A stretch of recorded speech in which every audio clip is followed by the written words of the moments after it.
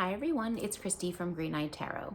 I decided to show a little bit of my face today because I wanted to chat a little bit about something that's been on my mind and also show some decks that I feel are great options for anyone looking to do a deep dive with a deck. So I'm going to hashtag this video, hashtag deep dive decks, and also just talk a little bit about things that I've been experiencing that relate to my tarot practice, but are also just things that are happening in my everyday life. So, as a woman of a certain age, I'm definitely experiencing, some effects of perimenopause slash menopause, like approaching that time. So I've been suffering with all these different symptoms, but one of the big ones has been brain fog. And I don't know if anyone else has experienced this. I'm sure there are many people out there who experience brain fog for all sorts of different reasons. But through my own research and speaking to my doctors, and I know that brain fog is something that is sort of heightened and may come on suddenly as I'm approaching these years and going through some of these hormonal changes that I'm going through. And it's had a real impact on me in so many different ways. One of the big ways I've seen this have an impact on me is that I I I find it difficult to concentrate on like any one thing. I find myself really scattered and really unable to focus on like one specific task. And I find this, oddly enough, it doesn't really affect me at work, which is so weird.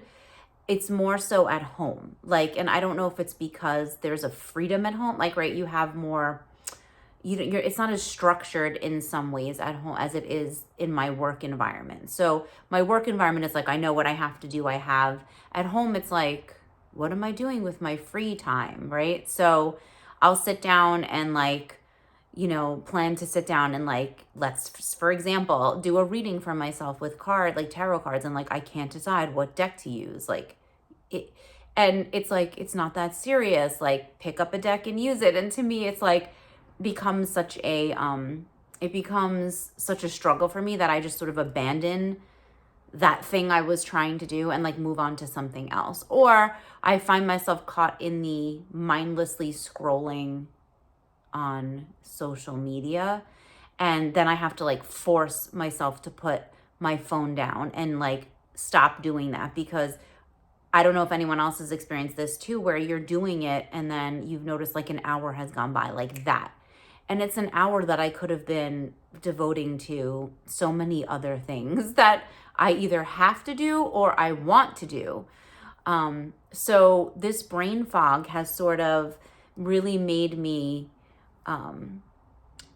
examine, sort of habits. Number one, habits, that I have in my life, especially when I'm home, and I have free time. So outside of my work life. And also to the how sort of consumption culture, the FOMO, right? The fear of missing out, and just the sort of going after the next best thing instead of using what I have. And that could be said for tarot decks. It could be said for lots of things. And so I've been watching a lot of this YouTube creator. It's her name is Hannah Alonso. I'll link it in the description box. Nothing to do with tarot, but she does an influencer insanity series where she kind of calls out certain videos that she sees and content that she sees where the creators are presenting something that's not true. So they're really flat out lying in a lot of their videos. And I'm not saying that tarot creators in our community are doing that necessarily, just the way that in general we consume social media and what we're seeing, that sort of, fact versus fantasy, right? The reality of what is put out, and how we have to use critical thinking skills, right? And not judge ourselves based on what we see and what's presented to us, whether it's the aesthetic, the really aesthetic, which is really it's really great to watch, right? I like consuming that. And also, what could that possibly be doing to my mental health? So just being aware, having an awareness of that, I think, for me.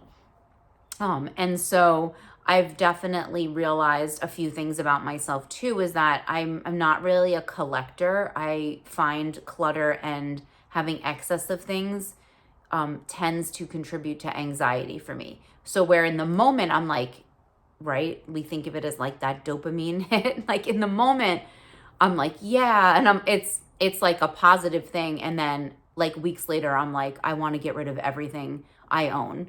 And so it ends up becoming something that is a hindrance to me rather than something that's contributing in any way positively to just life in general, or like my tarot practice. And I say this as an experience, as my experience, like people who have like enormous, really rich and like diverse tarot collections, like if it's bringing you happiness and it's something that brings you joy and it enriches your life and you're happy with it, like that, I feel like it's great for each individual. I find for myself, I'm caught in this loop of like purchasing, purging, stopping, like, being really mindful of it. And then all of a sudden, like, months have gone by and I'm like, what has happened for me? So I need to break those habits and like that cycle for myself in a number of different ways. It's not just tarot decks. But just, I feel I want to bring, in case anyone else is experiencing this, and maybe no one is, and that's okay too, in case anyone else is experiencing this type of brain fog, like can't concentrate on one thing, just some decks that you may already have that I think, in my humble opinion, are great decks to do a deep dive with, to really like use and try to use for like an extended period of time, or just do a study of, and whatever that looks like for you. It literally could just be like concentrating on the imagery in the card, seeing what comes up for you, and that's it. You don't have to write about it if you want to write about it. It's like the way you learn, your learning style, whatever's best, whatever's going to work. I think these decks are great for that, and you could have them already so that you're able to dive into what you already have on your shelf. And a lot of these are mass market. A lot of the decks that I'm going to share are mass market. So if we're being sort of open and honest about it, a lot of independent decks are quite pricey. And that's because a lot of work goes into them. A lot of times creators and artists are putting their blood, sweat, and tears and their passion into these projects. And a lot of them are small independent creators, and they need to be able to make money. So I do not begrudge them, them setting their decks at a price they feel is fair and represents all the time and energy they put into it. And also recognize that it's out of a lot of people's ability, you know what I mean, to purchase some of these decks. And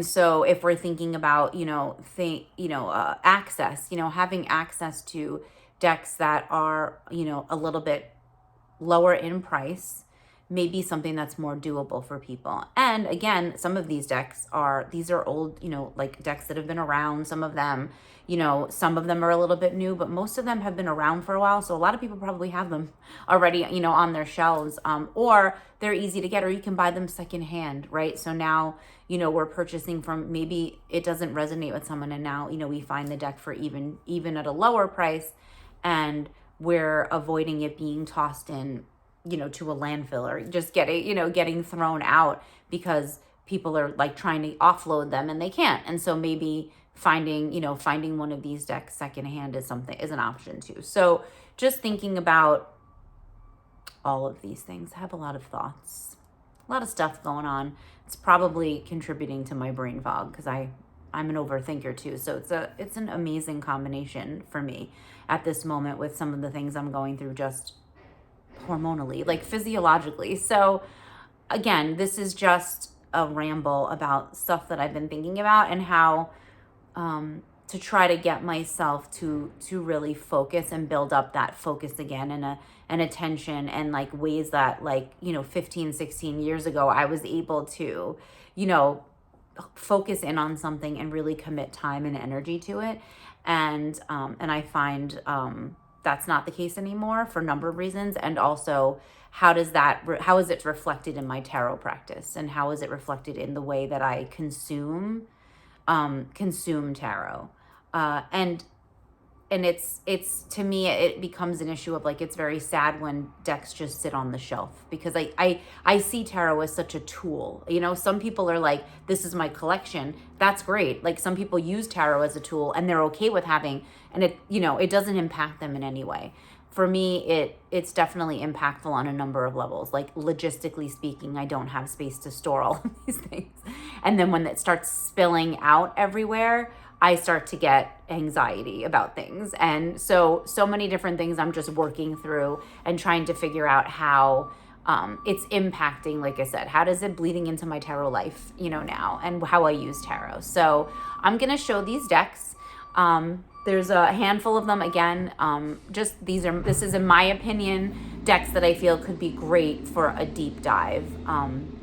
If that's something that you're looking to do, and something that you're in the ways that you're looking to enhance your tarot practice, if you're a beginner, to really start to absorb your interpretation of the cards and look at symbols and things like that, and incorporate that into your meanings as you're learning, about the different meanings of the cards. So that could be a possibility if you're a beginner. So these could be great beginner-esque, beginner type deep dive decks, or for advanced practitioners who just are trying to get their brains to sort of focus on things, and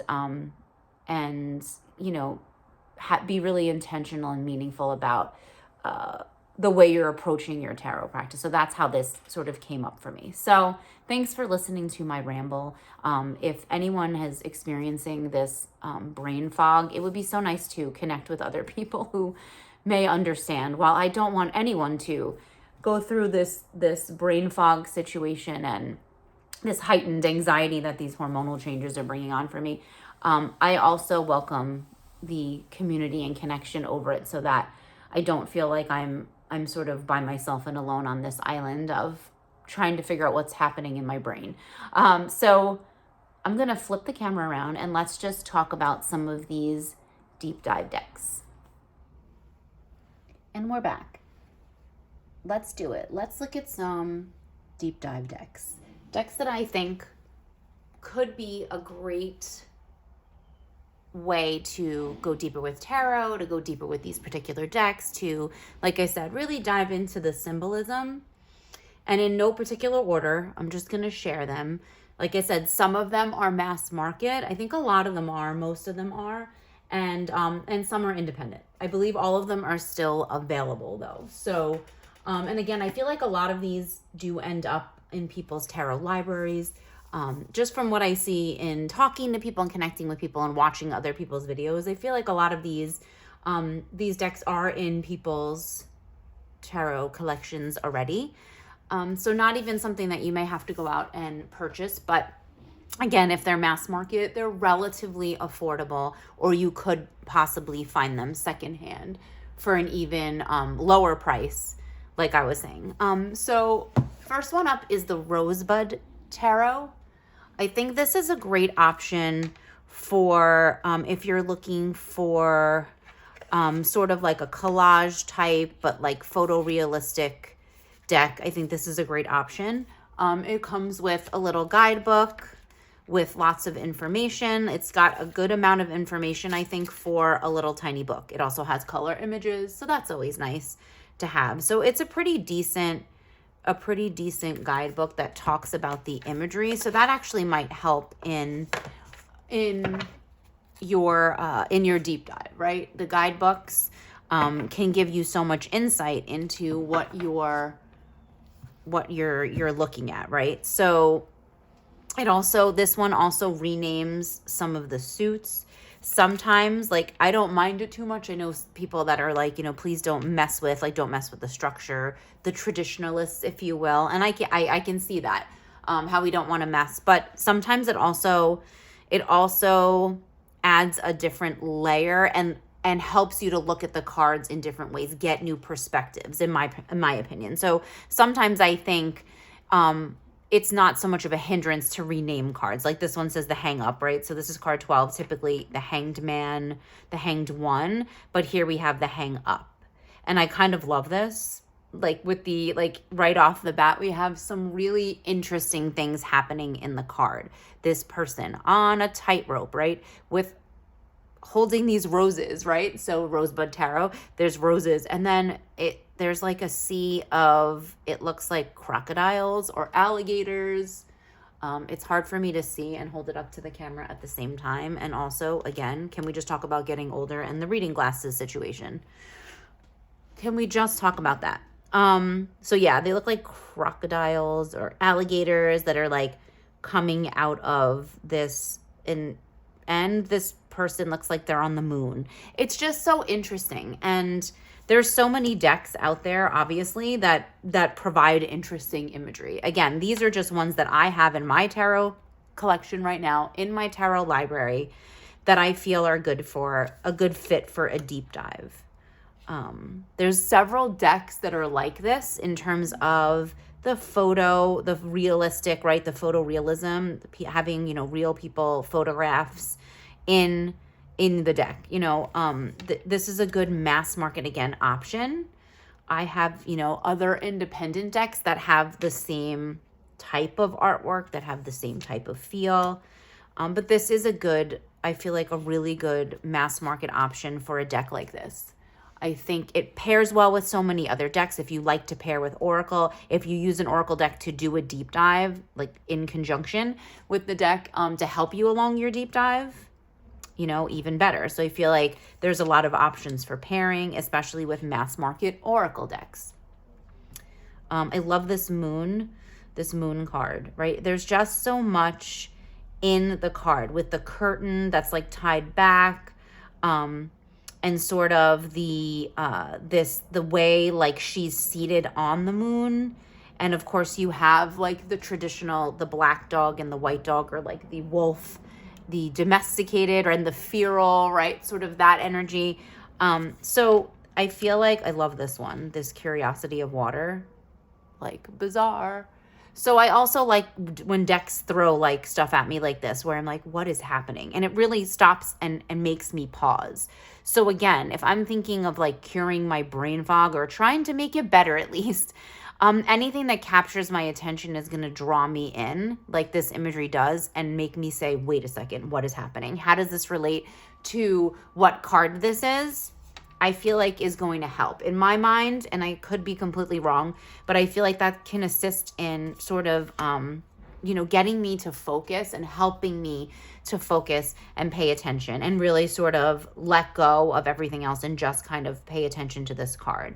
So that's why I think this could be a great candidate for a deep dive deck. And again, I would love to know everyone's thoughts in the comments. Like, no, I don't think this would be a good deep dive deck. Or yeah, I've done a deep dive of the Rosebud Tarot and it was great, and I got so much out of it. I'd like to hear both sides of it. And of course, I would love to see, VR responses. And I didn't even do my due diligence and check to see if this was a hashtag already. So I probably should do that. But, brain fog. So I probably should do that due diligence and check and see if this was a hashtag, like deep dive decks. I am sure, someone has discussed this, like what would be good decks for deep dives. Just like we see the beginner deck videos, which I think is so great that those recycle, like we recycle that one because so many people are getting into tarot and discovering tarot. And it's nice to be able to update that and say, you know what, nope, this one is still a great one for beginners. Or, you know what, I have this one that just came out, or, has only been around a little bit, but this great beginner deck. So I think recycling these hashtags is always good. I just would love to give credit for the people who already have, talked about this topic. So I will definitely see if there's anything else out there like this. But I think this is an amazing deck for deep dive. It's got a lot. It's got a lot in there. It's got a lot in the imagery. I love this Lovers card. They're like twins, right? So again, mind blown, like in terms of just this idea of them being almost like twins, right? They look exactly alike, but like one's wearing a white, like their clothing is a little bit off, but they look almost exactly alike. Like their hairstyle is the same and they're wearing the same hat, and like they're even almost standing in the same posture. So again, that's going to give me a whole different layer of meaning for what the lovers might mean to me. In terms of, I look at the lovers as like we see the choice in the card. But I also kind of see like the halves of a whole, like two halves of a whole, and how you have to retain your authenticity and that you are your own person. So that's the little nod to like the different clothing to me is giving me that. Like, while we align on so many things, I am my own person and I have different thoughts and feelings and opinions, and I'm my own person while in this, choosing this, this relationship to be in, and choosing to partner with this person, and having that connection. I still have a connection to myself as an individual. So that's something that, this really kind of helps me think about it, right? It's actually making me kind of dive deeper and dig for that through the imagery, if that makes sense. So again, Rosebud Tarot, it's mass market. I believe it's still readily available in all places that you can access tarot and purchase tarot. I think it's again a great option for a deep dive. Again, it has archetypes, like the guidebook is talking about archetypes in there.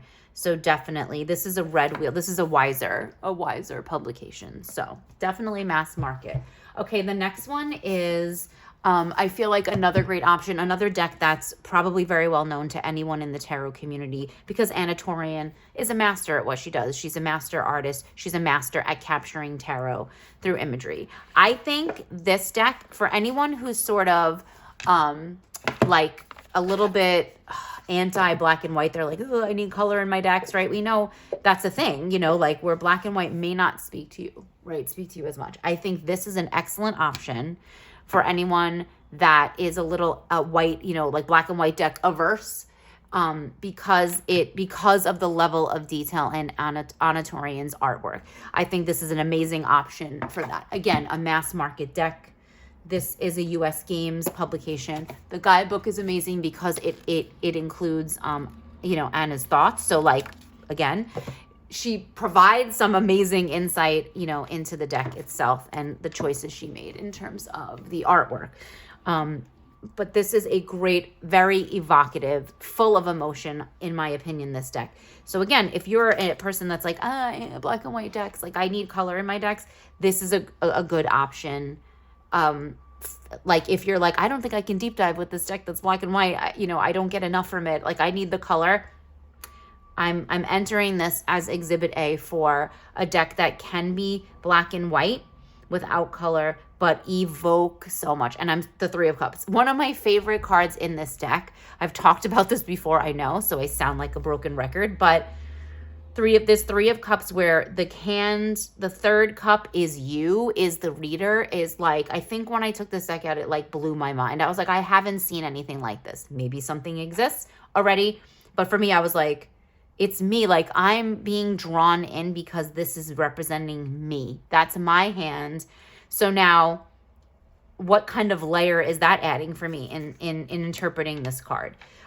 So again, her artwork is brilliant.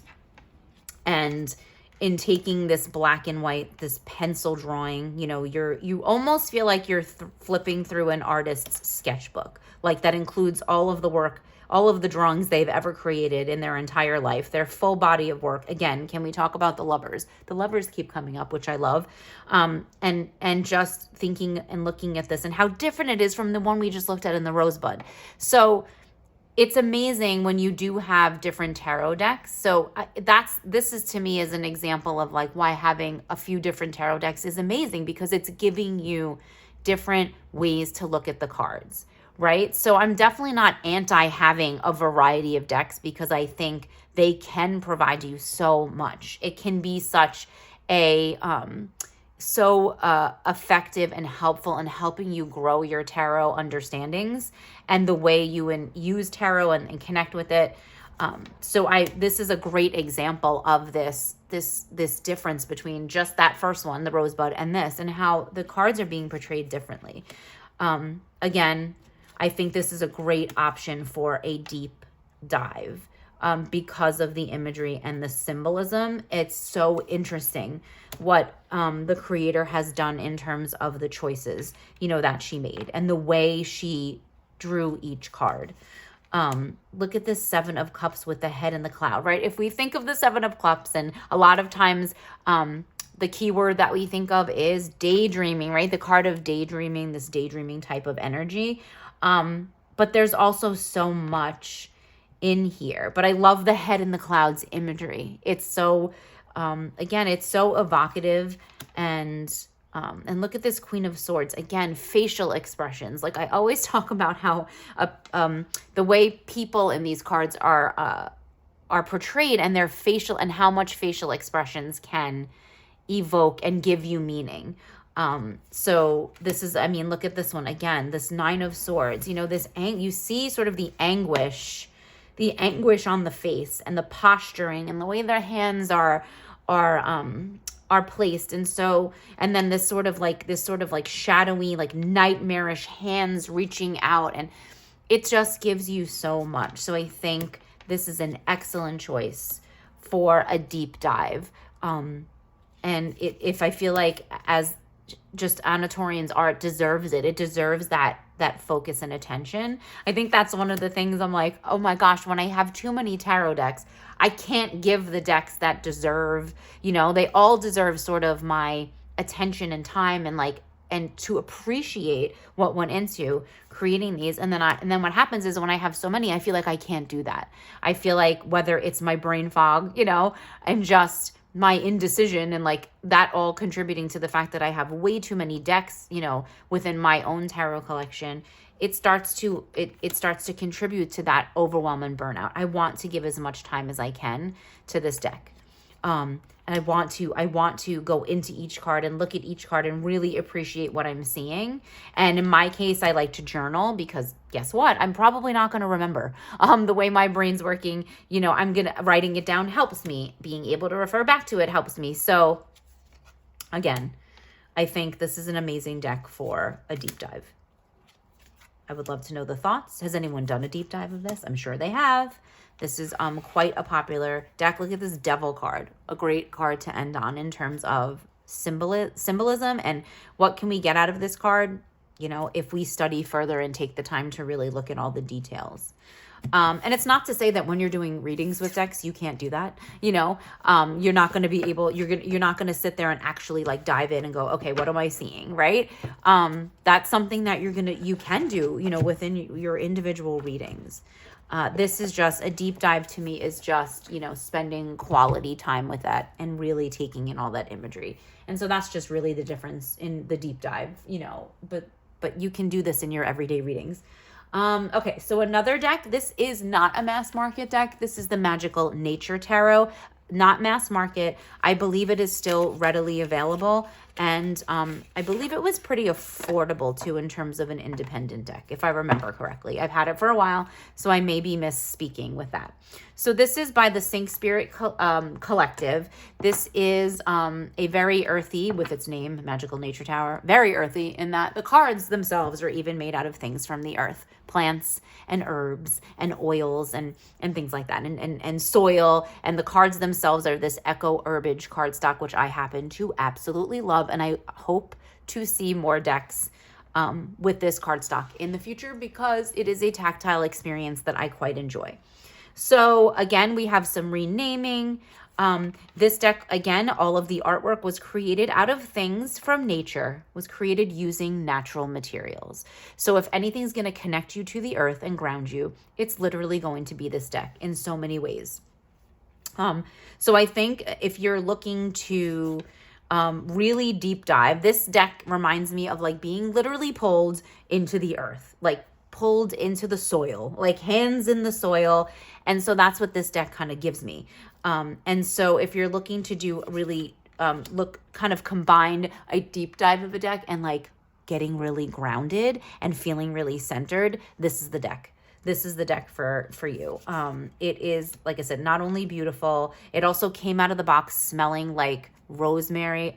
It was an experience for sure.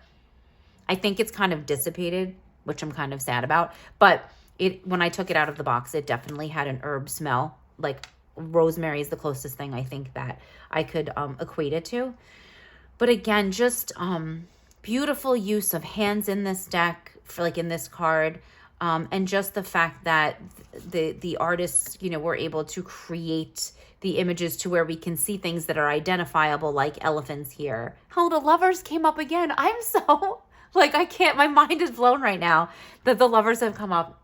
I haven't flipped through like even half of these decks each time, but the lovers have come up every single time.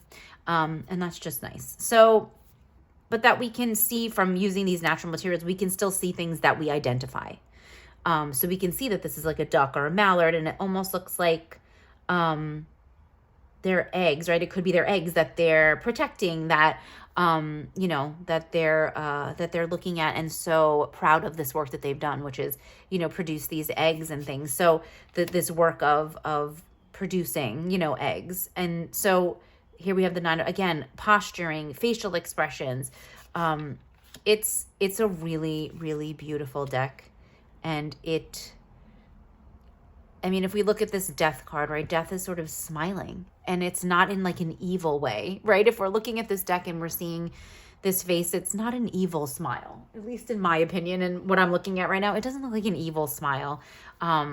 It looks almost welcoming. It looks like coming home to a familiar friend, or you know, or something like that. So again, a deck that's going to make you think and really ground you and center you at the same time, I think is so effective, especially if trying to battle brain fog like I am. I think this deck kind of gives me all those feels of being grounded and centered and sort of focused, right? And getting back to that place of calm focus, to where I can receive, where I'm receptive to everything this deck wants to give me. I think that this is a great option. It's a beautiful deck. I believe I have a walkthrough on my channel. I never remember to link anything in the cards. I'll try to do that. I don't often remember that. Again, why are we here?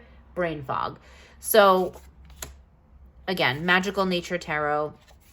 It's a beautiful deck. If you are inclined to purchase a deck that you don't have, that is really special. It's just the whole way it was created, and what it's, even down to what it's made of, is really special. It's a special deck. So so that's the Magical Nature Tarot. What else we got?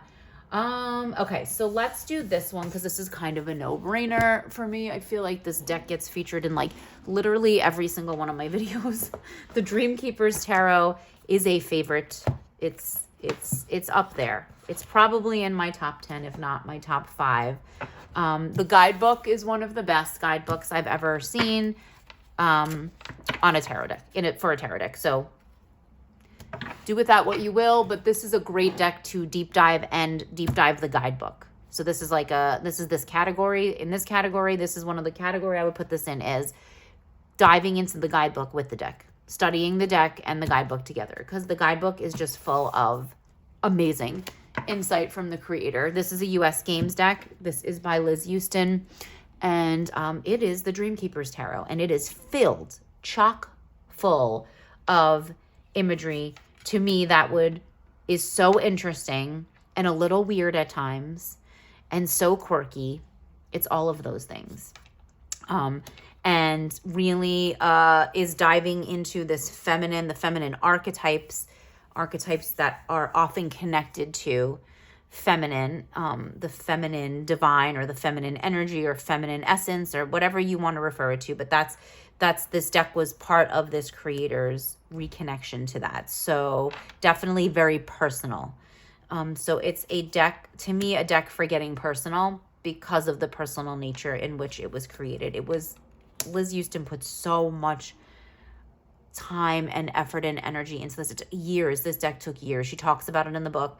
And so to me, that's really special too. Like, it's years in the making, and it's so thoughtful and insightful, and there's so much good stuff in this deck. I can't, again, speak highly enough. One of my favorite Hierophants. It has one of my favorite Wheel of Fortune cards, which is renamed the Fates, because that's exactly how I read that card. So,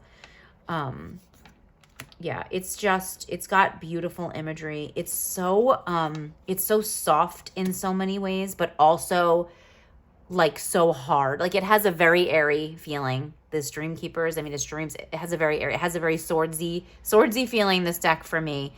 But it's also very soft in ways. So it's like soft and rough at the same time. I don't know. That doesn't make sense, but it definitely is, I think, worthy. If any deck was going to be worthy of a deep dive, it's this one. It's the Dream Keepers.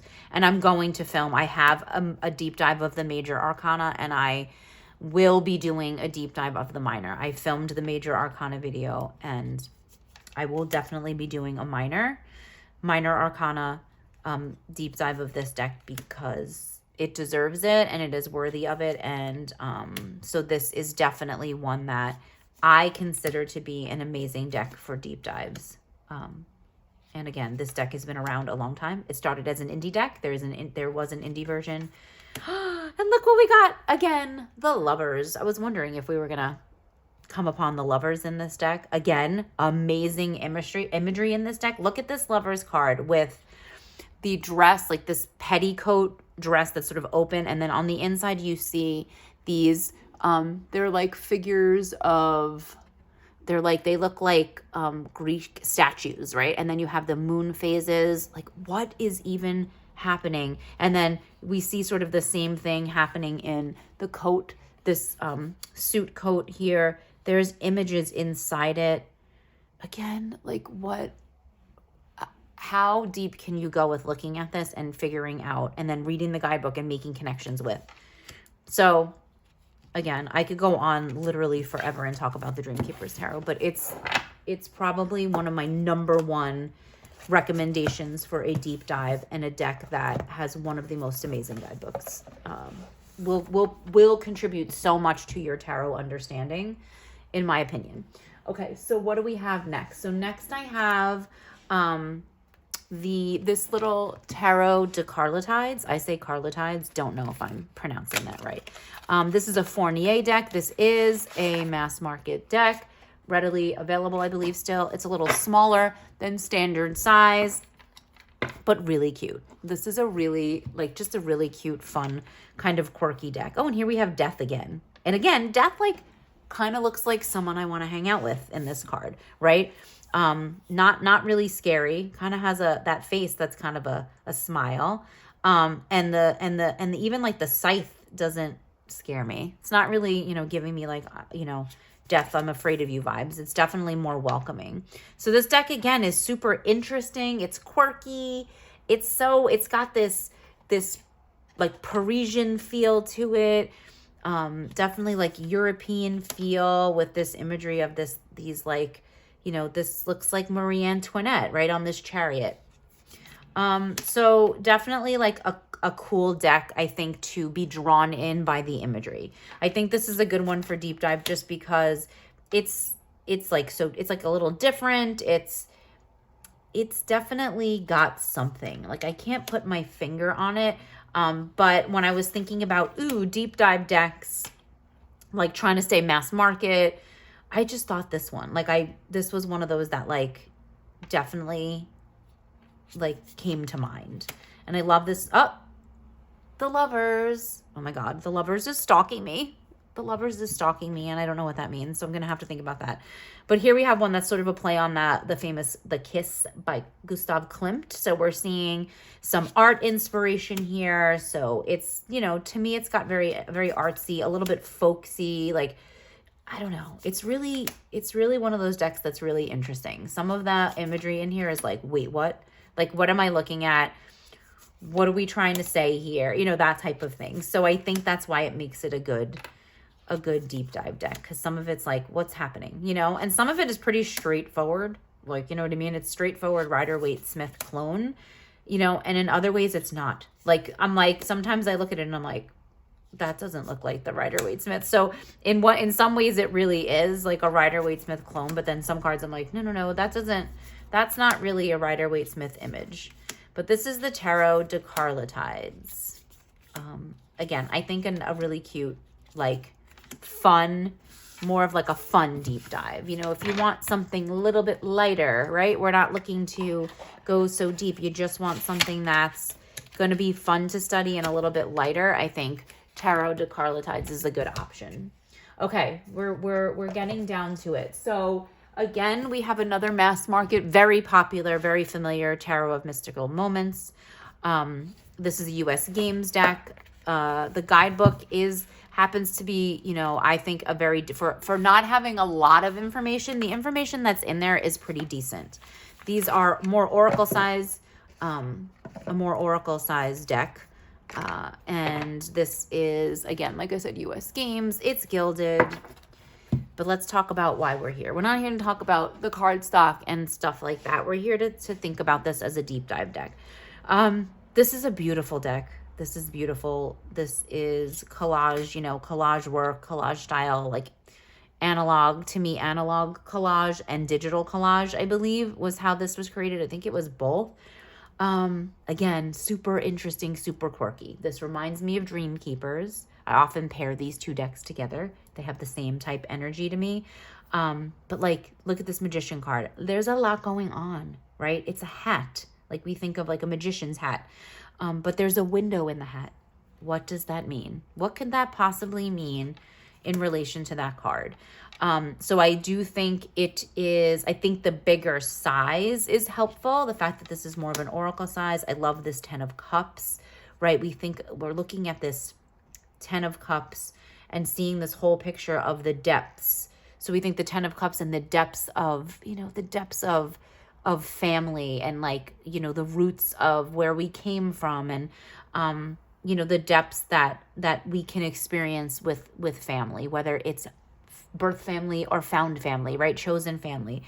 And that protective nature, right? They're protecting, these two fish creatures are protecting their little school of fish that they've created together. And so there's this feeling of depth right in here. I mean, look at this tower, right? This figure sort of coming out of the foundation and holding the foundation together, even as this building, the top of the building crumbles and smoke and, you know what I mean, and ruin and destruction. And here's this figure lovingly cradling the foundation. What are we getting from that?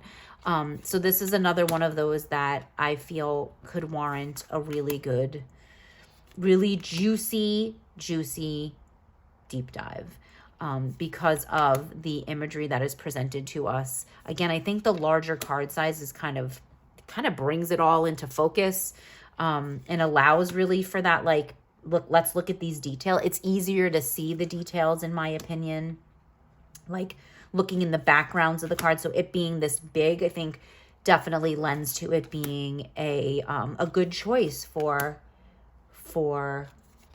and what did we get? The Lovers. I'm stopping there. I'm not even going any further. I mean, I'm barely flipping through the quarter of these decks, if you've seen, and I've literally gotten to the Lovers every single time. Amazing. The Lovers. It has a message. It definitely does. I'm going to figure out what that is when I'm able to think about that, right? When there's no brain fog. Two things at once. Not happening right now. So, Tarot of Mystical Moments. The next one is, again, no surprise to anybody who's ever watched anything on my channel ever, is the Somnia Tarot. And I know this deck creeps people out. I get it. It creeped me out. It took me a long time to get this deck. I definitely did not jump on this deck when it first came out. And I believe Tammy Pie, an amazing contributor to our tarot community, just did a video about like not jumping on decks immediately, and it's when people start to declutter decks that they end up, you know, like really getting them, which I think is like kind of interesting. But the video is not just about that, but kind of about like, I think the name of it, I'll definitely link it below, is like Your Declutter is My Unboxing, right? Which I thought was a great title too. So smart. And such a nice, a good title for it. But that was this deck for me. Like it was like all over the place and everyone's like gushing about it. And it took me time to ease into this. And it was like when I was ready and when I realized what connection I had to this deck and how it was gonna work for me. And this is one of those decks that as you get past the uncomfortable, as you get on past that uncomfortable feeling of these shrouded figures and these really dark and gloomy and shadowy images. I think the fact that there are real people in these cards and that these were staged and photographed, like the amount of time and energy and the passion and the personal nature of this deck, again, is what makes this such a good option for a deep dive, in my opinion. And so once you move past it, and also the extended guidebook, I highly recommend getting the extended guidebook, because it comes with a little white book. But this is the creator, Nicholas Bruno, is talking about how he set up these shots, the things he used, the materials, how he crafted his props. It's amazing if you're into like this photographic, if you're a photographer, and just, you know, the commitment he had to creating this deck, I think, again, adds to that wanting to do a deep dive of it and really understanding the thoughts behind. And it gives you such a way to look at these tarot cards and look at the meanings behind them, the meanings we associate with them. Look at this moon card, right? This coming out of the depths. It is, again, one of my favorites in the deck, this star card. This is amazing. This is an amazing image right here, this star card. And mostly because I know that where this was photographed, and it's not far from where I live. And so that gives me another connection to this deck. But deep dive, 100%. This is a passion project that I feel like, because Nicholas Bruno put so much into this, it's like I owe it to him almost. I owe it to the creator to give this the energy and time and deep dive that it deserved. And so that's why I think this is a good pick, along with the fact that it's so deep, and it gives, you know, it's because it's real people in it, it gives that human connection to tarot, right? It's giving me that connection to humanity and this human experience that we are going through. So yeah, I think this is, you know, it's one of my favorite decks, and I usually literally have it out all the time. So that's the Somnia Tarot. There's an illustrated edition. In my opinion, this one is just more, again, has a more personal connection and more human connection. So that's the Somnia Tarot. Three of Swords. I feel that it makes you feel. Even if it makes you feel uncomfortable, it's definitely making you feel. The Somnia Tarot, 100%. So that's another one. All right, what are we down to? We're down to one more or two more. So we have the Gentle Tarot, another deck that's very, very familiar in this tarot community we are in. This is the linen edition that I'm taking out right now. But again, if we're putting into categories, if we think of like the decks that I've shown, this deck is just as its name says, right? It's more of the gentle persuasion. Again, it has grounding, it has earth energy, it has that feeling. It's gentle, right? As its name. So if you're looking for a gentle deep dive, if you're looking for something that feels a little bit more like self-care, this is one that I would say is excellent. Mari's artwork is evocative, right? It gives us that feeling of being connected to all of the elements of earth, right? And being connected to the universe and the earth in a very spiritual way, a feeling of being held, right, by the earth. And so if that's something that you're seeking, I think this deck warrants a deep dive into the artwork, into the imagery, into that connection to the earth, and what we see in the cards and how that makes us feel connected to all of the elements around us. And so I think the Gentle Tarot is definitely a good option. I feel like, again, looking for something more gentle, right? Where the Somnia is going to be more confronting, and it's going to be more like, you know, it's going to be definitely more challenging and going to bring up things. Not that the Gentle Tarot won't bring up things, but it's definitely going to hold you, right? Create the space for you. It's like it's holding space for all of us. to be able to confront the hard things, but in such, a gentle way, as the name is professing, that it is going to be this gentle. And so I think the Gentle Tarot, again, I highly recommend this guidebook, the physical guidebook, where, it's just chock full of insights from the creator and ways to look at the imagery. And so that's going to be, I think, this is going to be another one where you need the guidebook for this. In order to have that really deep dive experience, I think that guidebook is going to be integral to any kind of study of this deck and deep dive. So that's the Gentle Tarot. And this is an independent deck, and but it is very affordable. And Mari contributes sales from this deck, proceeds from this deck, to many different organizations, to really impact change, and to support the environmental causes and causes that are protecting and supporting indigenous people, in particular indigenous women. And there's the Lovers. There it is. So on that note, that's the Gentle Tarot, and a very good option for a deep dive, I believe. And I have one more. I have one more deck to show, and this is an independent deck. So this is not a mass market deck. This is independent. It is the Tarot Emblemata Chromata by Urania Press. I believe this deck is still available. I hope it's still available. This was a Kickstarter that I backed, and again, it's by Urania Press. This does come with an expanded book. I do not have the expanded book because I really kind of wanted to dive into this deck myself and sort of see what I get out of it. It does come with a little white book.